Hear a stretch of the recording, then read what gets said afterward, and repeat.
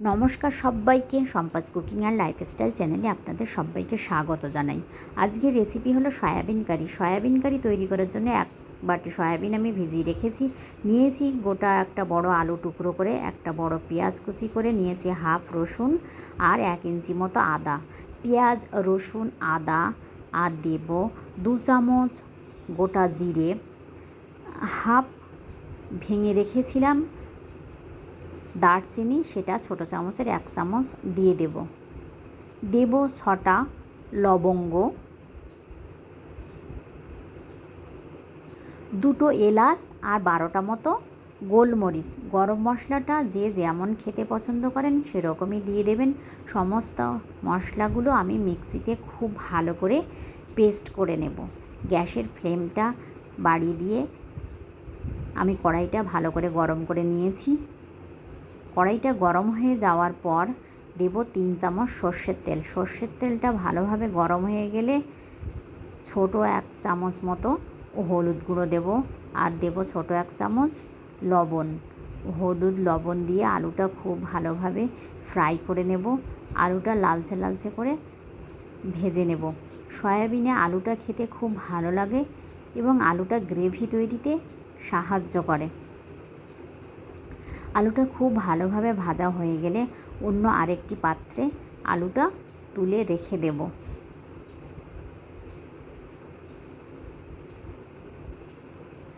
আলুটা ভাজা হয়ে গেলে যে সামান্য তেলটুকু থাকবে সেই তেলে অ্যাড করব ছোট 1 চামচ মতো 5 ফোড়ন। 5 ফোড়নটা খুব ভালো করে ভাজবো না, সামান্য একটু গরম হয়ে গেলেই দিয়ে দেব টমেটো কুচি। আমি এখানে একটা গোটা টমেটো টুকরো করে রেখেছিলাম, সেই টমেটো টুকরোগুলো সমস্তটাই দিয়ে দেব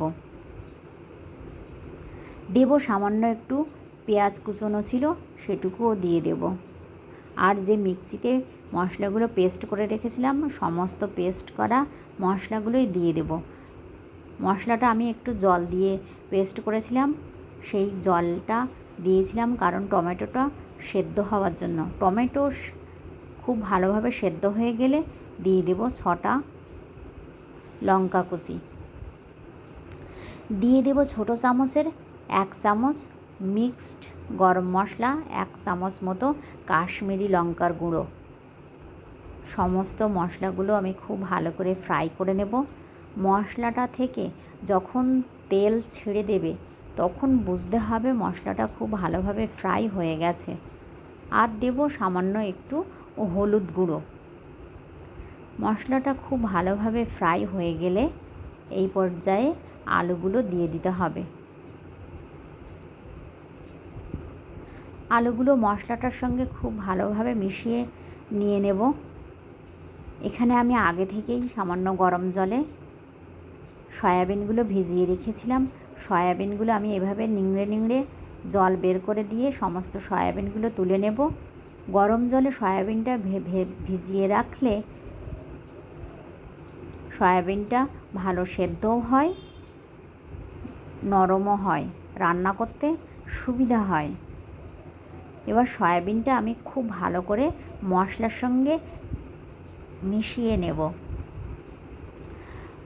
আলু, মশলা, সয়াবিন ভালো করে ফ্রাই করে নিতে হবে। সয়াবিনের একটা আলাদা গন্ধ থাকে, সেটা যেন না থাকে সেরকমভাবেই ফ্রাই করতে হবে। অ্যাড করব ছোটো চামচের 1 চামচ ধনে গুঁড়ো। ভিডিওটি যদি আপনাদের ভালো লেগে থাকে অবশ্যই লাইক, কমেন্ট, শেয়ার করবেন। আপনারা যদি আমার চ্যানেলটা প্রথমবারের মতো দেখে থাকেন তো অবশ্যই সাবস্ক্রাইব করবেন, পাশে যে বেল আইকন থাকে প্রেস করবেন। জলটা আমি আগে থেকেই গরম করে রেখেছিলাম, সেই গরম জলটা আমি দিয়ে দেব। গ্যাসের ফ্লেমটা হাই ফ্লেমে রেখে সয়াবিনটা খুব ভালো করে ফুটিয়ে নেব। হয়ে গেছে আমার সয়াবিন কারি।